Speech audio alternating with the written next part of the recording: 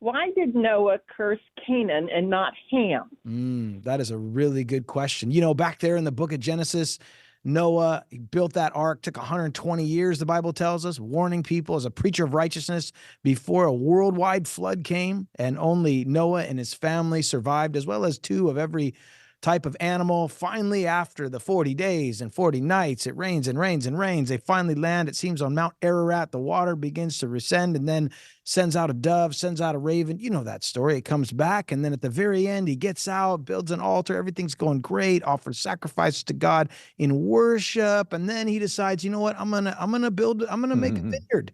And so he creates a vineyard. He builds a vineyard, starts growing. He starts making wine. He has too much. He's uncovered in his tent. And then something happens. And Pastor Jeff, what happened? And why did he curse Canaan? Well, the Bible is not super clear on why. There's several speculations.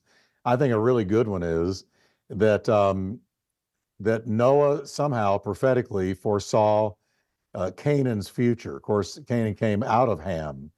Canaan is Ham's descendants. So that he foresaw Canaan and the Canaanite people.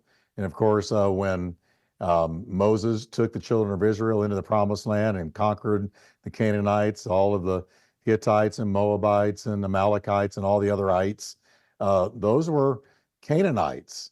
And so perhaps Noah prophetically foresaw where they were going and therefore cursed them.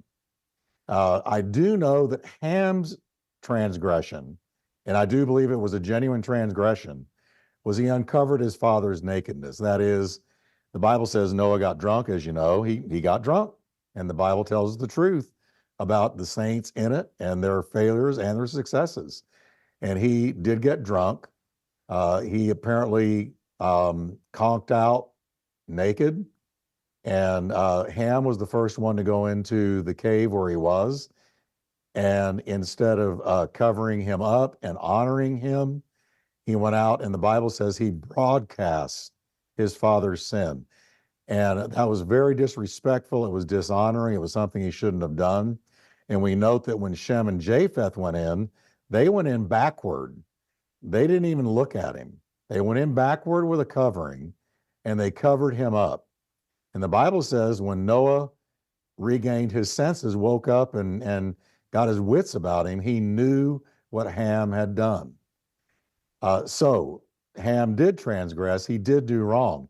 Why he didn't directly curse Ham, again, the Bible doesn't say, but the Canaanites were his descendants. And again, it could be that Noah foresaw where they were going to go, how they were going to live in sin and paganism and horrible idolatry, all kinds of horrible practices.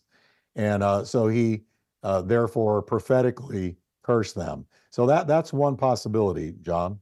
Yeah, that's good. That's a good response. It also says in Genesis chapter 9, verse 1, that God blessed Noah and his sons and said to them, be fruitful and multiply in the earth. So God had blessed Ham. But again, perhaps the other suggestion is maybe Canaan had something to do with the uncovering of his grandfather. We don't know for sure, but I think it's a good suggestion that you make. And as you read through the Bible, you realize, wow, look at what these people became. God knew in advance. And here we see perhaps a prophetic word spoken by Noah there in the scriptures. And we do know the Canaanites were, and historically speaking, you go back and look at some of the things, we couldn't even talk about what the Canaanites were involved with on this program. It was so defiling.